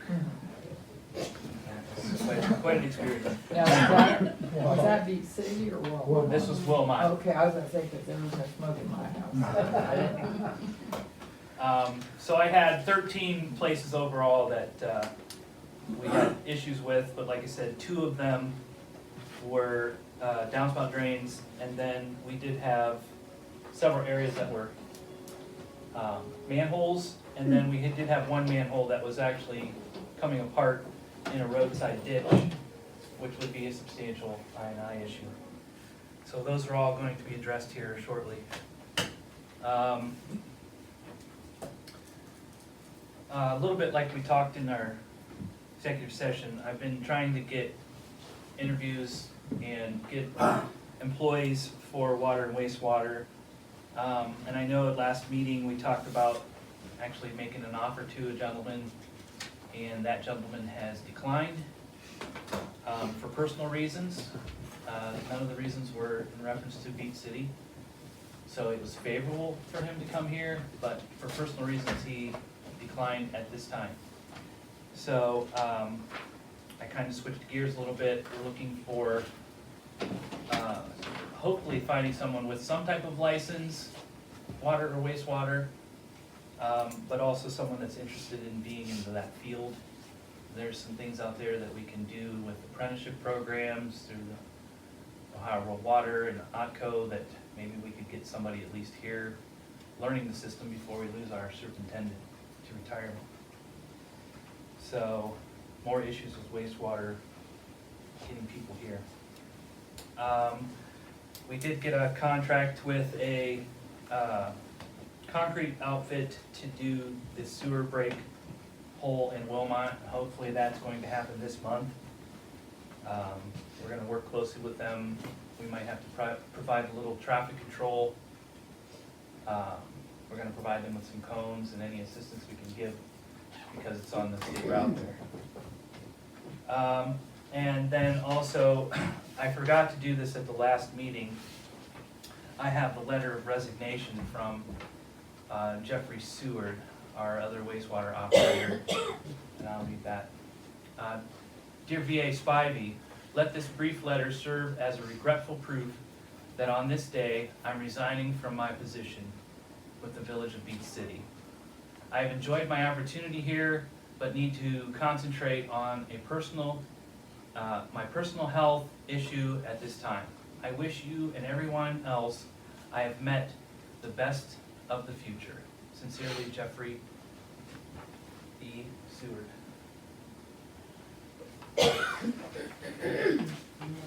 I'll make a motion to accept the resignation.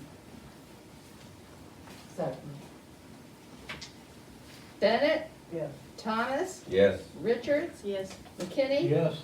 Bailey, Yes. and Schott. Yes. Thank you. Our trench box that we applied for the grant has arrived. The next chance we get, we're gonna put that together. And then once we see the invoice, we'll get the reimbursement for the grant for that. I'm putting together, well, I'll talk about that later. Street sweeping happened August 30th. Anybody have any comments? Did you do all the streets? Rick handled the streets, which ones to do, which ones not to do. We tried, I think, to concentrate mostly on the curved streets. We did not do the state routes this time, I know that, because the state does that. So no sense of spending our money on those routes. I know it was a mess again. We had a lot of mud. There's places where he avoided because of the swall of the asphalt. He would have done more damage by sweeping those areas. So I thought he did a fairly decent job. I know it was a mess. We did get some of the decals installed on some of the trucks. I don't know if anyone's been able to see those. The street department truck has them and the wastewater truck has them. Look nice. I think they do. Paving project, I'm still waiting on the paver to get back with me to do some touch-up work around storm grates.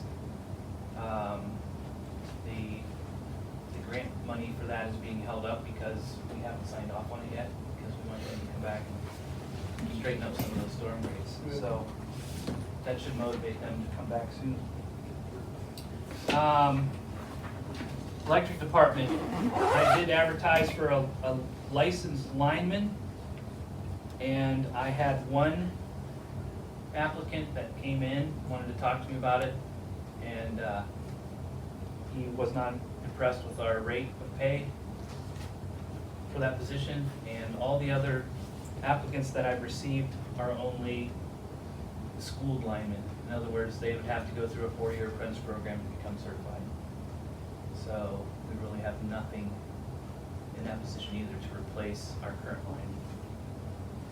lineman. I believe I've made everyone aware that the load study is underway now. So hopefully we'll be getting updates as that progresses. The paperwork was filed through AMP to get that started, so.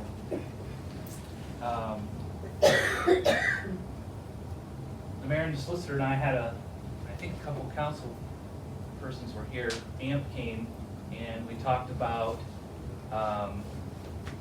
residential solar installations behind the meter. And it was a pretty good informative meeting. We're going to start working on some legislation to make that possible for our residents to do solar installations onto their houses and connect to our system through net metering and all the legislation that goes with that. Some of the things that we can control and make sure things happen properly in connection with our grid. I got another request for additional metering at the cell tower that is on Mr. Baltz's property. They want to run another feed and put more hardware on that cell tower. So we're probably going to be running another service out there and another meter. And I need to make council aware that that is outside the village. So if there's issues with that, we need to talk about it moving forward. Would that require the signing of the agreement to Annexation, under the regulations. annex? I think that- Yeah, you have to sign a paper that you'll annex. Yeah. So I wanted to bring that up. Well, wouldn't they have to decide that to begin with, whenever we That was supplied them? before we did that. Oh, gotcha, okay. Makes sense. Is that in the electric regs still? I know it's in sewer. I think so, Stephen. I think that's what drove all this, wasn't it? The electric side of things. I don't know, that's why I was asking. That drove, Requiring us to do the annexation agreements for, yeah, it was the electrical stuff mostly. and, I mean, it's for all the utilities, but I mean, but the electrical, yeah, because we still getting charged for that out of town stuff. Would that push us over the amount of individuals that would be outside the filters? I don't know what that number is, Hazel, off the top of my head. I don't know. The percentage, I don't know if they would count that as a person though either. I'm not sure how that works. Because I don't it's even- There's already a Well, couple but of hours, I It's believe. it's on a person's property and he's Right. getting paid for it to be there, so. Yeah, it's a meter, Yeah, Is he still getting paid for that time? Mr. Baldwin? Yeah. I don't think so. Yeah, I was gonna say, I thought maybe it was like a 10-year contract. No, I don't know that. I don't know exactly what the terms Well, are. when out Strasburg, I remember they was getting $800 a month for the tower. Yeah. But I don't know how long that lasts. No. I don't know. Okay, along those same lines, I have another request for service at First Class Trucking.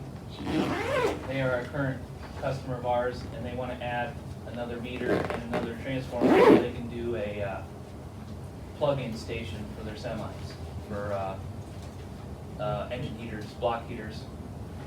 Is that the one is that down? down? Yeah, The by, junction, It's right on okay, at the 21. junction, isn't that the junction? By the Lynn Theater, yeah. yeah.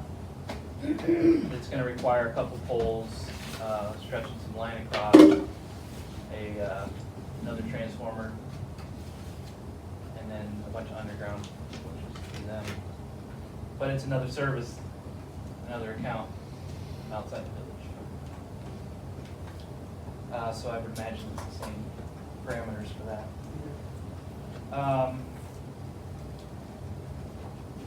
I'm pretty sure all of you know that citywide, our after-hours dispatch company has closed their doors as of Friday.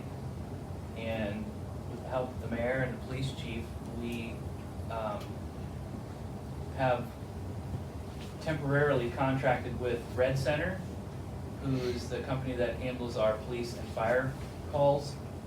They're going to handle our after-hours dispatch for the village utilities till the end of the year. They're giving us a 90-day type temporary contract, and then they're gonna look at seeing what it costs them to provide that service for us and what kind of charges they would apply moving forward. So we're in a trial period right now. I did call here on Friday after 4:30, and it worked. It dispatched me right through. We had a hiccup on Monday because it was a holiday. Someone had lost power at 8:30 in the morning, and we didn't respond until close to noon, I think, because our lineman saw it on Facebook, so he responded. So just a glitch. You know, we knew there was gonna be bugs because it all happened Friday afternoon, but nothing we can't fix. So I wanted to make council aware of that. Well, to add to that too, Cody, the guy that head of Red Center, when I went up there at their meeting, he said that they were thinking about doing something like this anyways, and that's why they're gonna do the 90 days. As far as, there's no written contract, as far as I know, they're not charging us anything yet.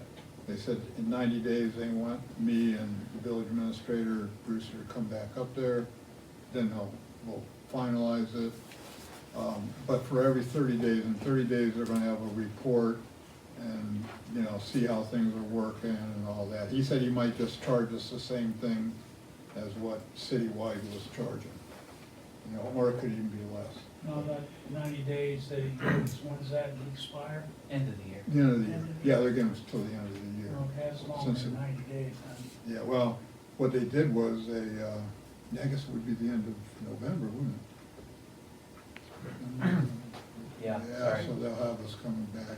Well, we'll probably go back to first part of December. Yeah. Yeah. And the thing that was really bad was, they told us what, on a Monday, that they were shutting us down on a Friday or something like that. I think it was- Yeah. Yeah, Paperwork. and I went up On Thursday. the Yeah. one we had. Yeah. Yeah. And I went up Thursday up there, and then he tested it on Friday, so, yeah. So, but Mark was the one, I think, that said something, wasn't he the one that said something to you, chief? Was it Mark? Yeah, he said something to me. Yeah. It he was said his something to idea Tim. originally. Yeah, it was his idea, so. Sergeant Mark Meyer. Yeah, Mark Myers, so. So it worked out for us. They sort of didn't give us too much of it. They said that the reason why they're shutting down, they can't get anybody to work. Get crazy. That's insane. I understand it. All right, I want council to know that the roof here has leaked again. Some of those heavy rains we had, that came down the wall in the mayor's office, and it's coming in around the chimney in the back there. And when I went up on the roof, I had the contractors come, that we have the maintenance agreement with. I went up on the roof, the chimney does not have a cap on it, you know, a hood. It's open, you know, completely open, 3 big flues open, so you know that's leaking. And you walk around the chimney, there's water under the roof material. You're walking like on a waterbed. And then along this front wall, it's got the parapet wall that's not covered. It's like a sandstone cap. It's getting through that, getting under the roof, and then it's coming in. So they're putting together some proposals for me to see what it might take to get that fixed, to stop the leaks. Well, shouldn't Well, that we've have, been paying, I'm yeah, sorry. I was gonna say, shouldn't that have been part of their maintenance to Yeah. keep, I mean, we paid monthly to them to Yeah. maintain it. Yeah, and maintaining it is doing a little caulking, cleaning it off a couple times a year, making sure there's But nothing. you'd think they would have noticed. I can't believe Is- the bank yeah. didn't put a cap on the chimney. Yeah. I've never Well, heard of yeah. such a thing in my life. I was insane. Do you know how many Well, years how of many- I water? was gonna say, yeah. But might have been one at one time, maybe it blew off or something. It doesn't look like there was, Jack. Gee. Yeah. I've never heard of such a thing. I'm not even a carpenter. But I know you gotta have a cap on your chimney. And Below it's the big, I mean, water. it's a big chimney, Oh, yeah. flat, 3 flues in it. So, they're working on that, giving me a price for that. I'm compiling a list for auction items again.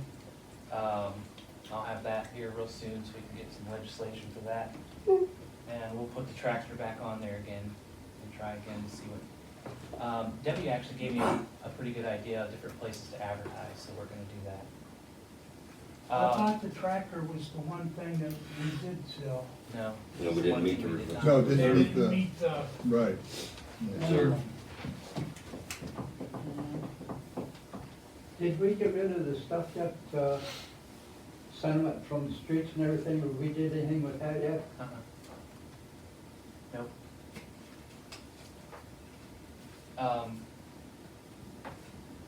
And then we have these two old copiers. There's one back there in the corner, there's one in the other safe. Old, obsolete, don't need them anymore. I called the Stark Tusk Wayne Recycle District, and you just need to make an appointment, and we can haul them over to Canton, and they will take those, no charge, and recycle them. If that's what council wishes to do. They're no good for us anymore. Debbie, can you answer that? Good for backup, or? The oldest one we bought for just a few $100s for parts. And we used almost all the parts out of it to keep the newer one running, and then we had to eventually replace it with that one. It may still run, but I don't know the life expectancy out of it. I mean, that's how old it is. I make a motion that we take them and recycle them. Second? Bennett, Yep. Thomas. Yep. Richards, Yes. McKinney, Yes. Bailey, Yes. and Schott. Yes. That's all I have. Thank you. Solicitor Babbitt. So just to be clear, on the last motion, what is it that we're recycling? I mean, is there any value to it? Printers. The old copiers. Okay. Like, look who years old. They were already off our register, right? Our parts. Pieces and parts? You'd have to check the stuff on that. Mhm. I'm sure they have tag numbers on them. Because usually don't we have to tag that gets turned in? Yeah, the tag would get turned in. Okay. And the only thing I worry about it is the copiers, which I never realized is that somewhere in the brain of all these copiers, there's data and information that can be pulled off Yeah. and used, and I don't know how they go in and destroy that. I mean, it needs to be destroyed, but the district he wants to turn them into probably does that. I will ask. Yeah, That's a it's question. weird. That I is a don't know good what part of question, the yeah. copier it is. I Yeah, don't get that, but yeah. There's a memory bank There there. holds that in? yes, Mhm. have to take something out of the copier. I don't know what part The it is. brain. Yeah, the brain. It keeps that data in there somewhere, all the copies we made. So if we made a copy that had social security number, it could be on there, Yeah, and that's someone right. could find it. So I don't know how, I wouldn't know how to do it. How old is that thing? Those two back there, I bet you they're good. Age 12 years old. Easily. I think some of that data breaks down, well, it's not plugged in there, so it's not going to. But some of that data breaks down Does every it? so often and gets replaced with, Well, it don't? Oh, here you go. Yeah. Sledgehammer real quick. That's what I. You'd ask Hillary. That Hillary was knows the how to ask, clean Hillary them. had to do it. Yeah. Yeah, it'll commit suicide. I could probably still get a hold of some C4. Tannerite. Take the whole village hall out. Oh, So, okay, and then Dale had called me with a question about competitive bidding relative to the grant that they received. And I don't think I understood the question when we spoke. He was asking whether competitive bidding would be required, and indicated that there was a state contract for purchasing through the Department of Administrative Services. If there is a state contract, you can participate, political subdivisions can participate in that contract and avoid the need for competitive bidding. Essentially, the state has already determined the lowest and best bidder, and then by virtue of their process to get approved into Department of Administrative Services, you can participate in the contract. So competitive bidding, the answer would have been, provided it's a valid DAS contract, I think you could participate in it, we would pass legislation to that effect. But then I spoke with the chief tonight, and I understand that there's specific requirements for the grant that require three quotes for, from three adequate sources. So it's not a matter of competitive bidding under the revised code as much as it would be the grant itself requires you to go out and get multiple quotes.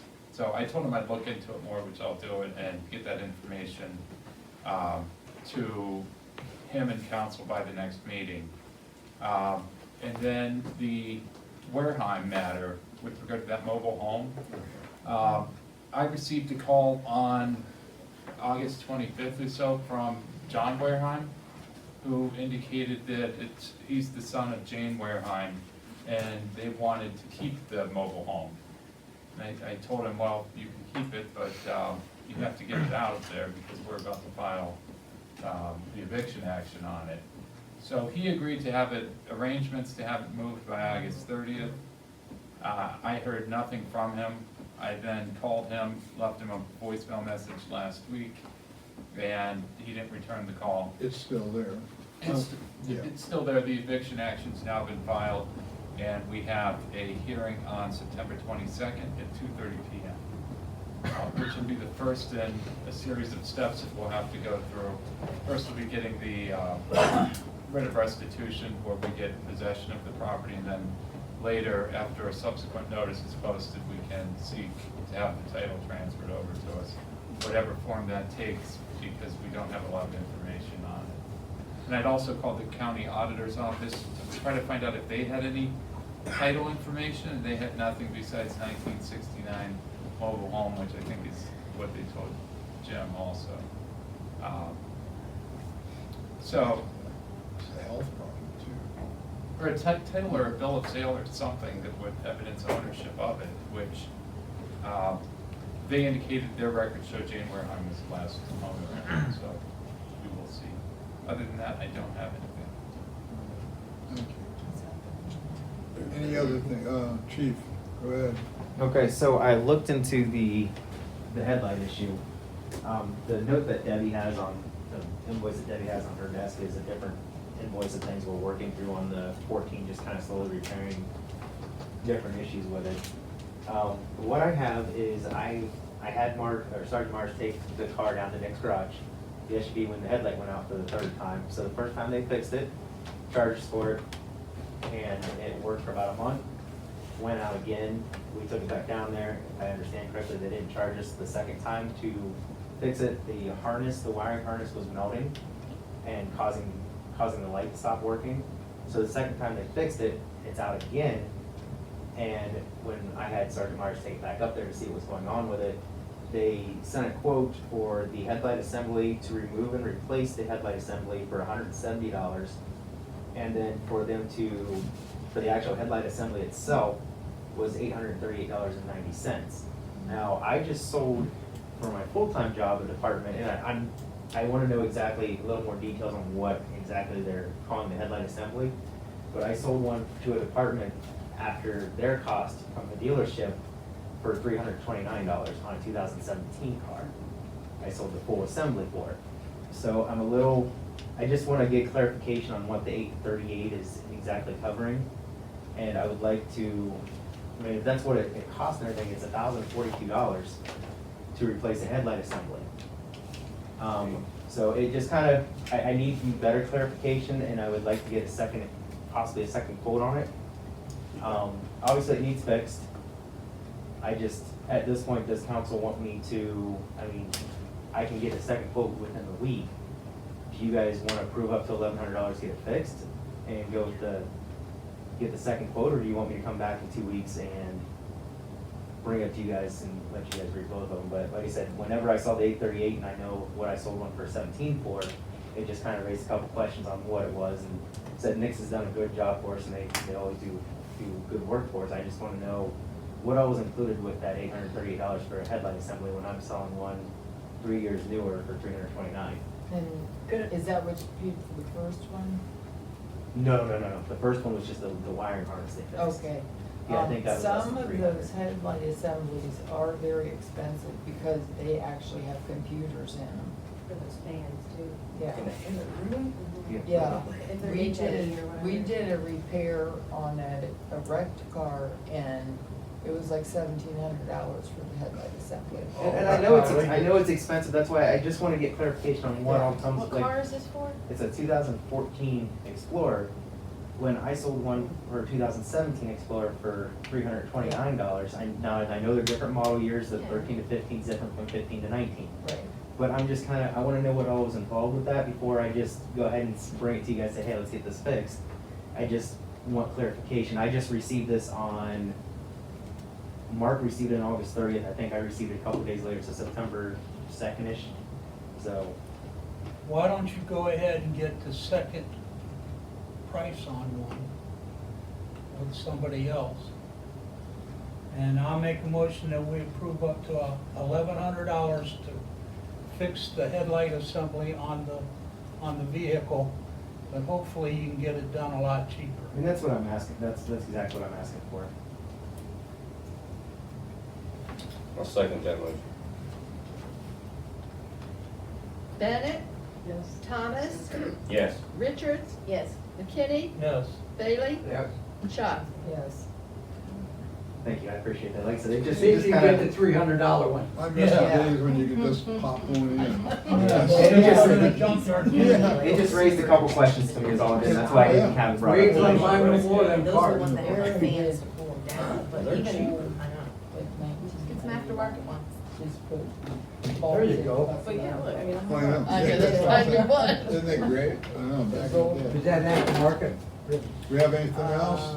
Yes, ma'am. Yeah, AutoZone, not OEM. We have a dog situation going on in town that needs fixed.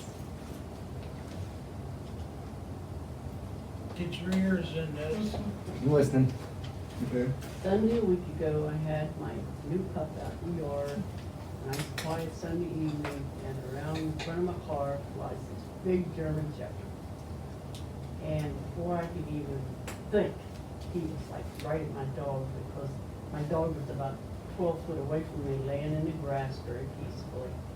And I was just livid, and I didn't have time to reel him in. I just released Jane and yelled at the dog, and got my dog up on our ramp between me and the wall, and fought that dog from getting him, and I got him up to the door, opened the door enough to put my pup in, and the big dog's by me, pushing me, had his head in the door, and I finally got the door shut.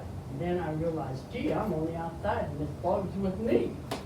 And so I swept myself in the door and went in the door. And I just thought, this is insane. Okay? Last night, a lady come down past the house. She had her husband with her. He was pushing the baby cart. The lady, and I believe there's a child, I'm not sure, walking. But the neighbor has two dogs. They're let out with no leash on, it's not fenced in, and I will say, the guy can yell at the dogs if they start to get out of the yard, and they will come back, but they're really hyper dogs, and they've come across the road and charged me a couple times. Was the first dog one of these two? No, So we're talking 3 different dogs. yes, Do you know who the first dog belongs to? no, The Shepherd, no. because I think someone else found it and found the owner on Facebook, I think. I saw that one on Facebook, but it wasn't not the one I saw. I never saw this dog before. Where it went, I don't know. But anyhow, then the guy got the hollered at his dog, came back in the yard. By dusk, last night, the same evening, there was a lady come down through, and we were in our house very quietly, nothing moving on a Sunday evening night. And next thing you know, I heard this woman start screaming, and I jumped up, went to the door. She had a little pup she was leading, and this neighbor guy, I think both dogs, but it was dark and I couldn't say, They came out and charged her dog, and she was petrified. Well, in the meantime, I had already heard that over on this street, a lady had 2 of her dogs tied out, and some dog came in and molested both those dogs. So this is getting crazy. Has anybody called the police? Yeah, is anyone- I called them on Sunday evening because I was upset with that. 'Cause I Yeah, the thought- dogs have to be on leashes. Yeah. That's- I mean, Unless they're in their yard. that's Right. Absolutely. I Yeah, dog at large. Well, if they're behind a I never fence. leave my dog loose in my yard. Well, But that's you got a because your fence dog's around. unruly. If you have a ruly dog, you'll be okay. Yeah, I would No, never that's the let my- law. I don't mean, as have long as fence the in yard. dog's in your Oh, yard, I didn't know ours is that. Oh, always yeah. tied, yeah. Yeah. Ours is But- always tied. dog's always, my dog, he'll start to go out of my yard, go back to grandpa's back there. Do you know if anybody looked into that, chief? That's what I'm pulling up Sunday now. night. I have no, what day, that was on Sunday? Yeah, been a Sunday dog week. at large. That'd been the 5th? Sunday, a week ago. It would have Sunday, a been week That ago? May. end of August.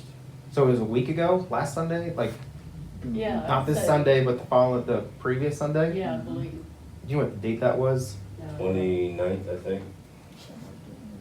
There's a calendar right there. 27. Oh, 27th, that's. I do have a animal complaint on August 29th. Always. That's probably what it was. And Yeah, what my bad, was 29th.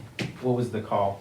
So you called because the 2 dogs got out and chased after that lady? No, it was When the dog, and when, Oh, okay. so that German Shepherd was just this week, was just a couple days ago, if I remember correctly. So you called whenever it went after your dog. Yeah, And what did my officer respond with? right, So he had my officer respond, I've got a report on that. right. So he probably wasn't able to find the dog then? I just gave him some idea for him to check. Okay, so that's the only animal complaint that I have. I have a dog, we have a dog bite complaint that happened the other day, but that's the only call I've received on any dogs Yeah. getting out, or like what you're saying with the neighbor's dogs, if they got off that property, there's a dog at large for it. Obviously we'd give them their first initial warning and say, look, your dog's get off the property again, you're gonna be charged, but nobody's called us except for, I have the one call regarding when you called. I think the town individuals need to be reminded, we have ordinance, and we need to make them. Yeah, so there's multiple people down at the end of Church Avenue. There's a lady used to live down there that received multiple charges last year for her dogs getting loose. I have another individual on Water Street who their dog got loose multiple times, they had multiple charges for. They do get charged for dog at large when we're aware of it. Now this other call we had where the neighbor's dog, the neighbor came over to their neighbor's property to question about shooting, doing target practicing. And actually, the neighbor, when he entered the neighbor's property, got bit on the behind by a dog. But it came on the dog's property, the neighbor sorted it out, no big issues there, that was taken care of. But if, Target shooting in town? I think he was shooting outside of town. Oh. Off his property, I have no clue what he's doing. I know the gist of what the call was. But the main thing is people don't call us unless, that's what, and I appreciate you calling on that one, and my officers, it doesn't say anything about charges on here. But if we find them loose, we have charged several times for dog at large. You need to keep your dogs on a leash, or if they, and I understand people have underground fences, and some dogs, like my dog would never leave my property.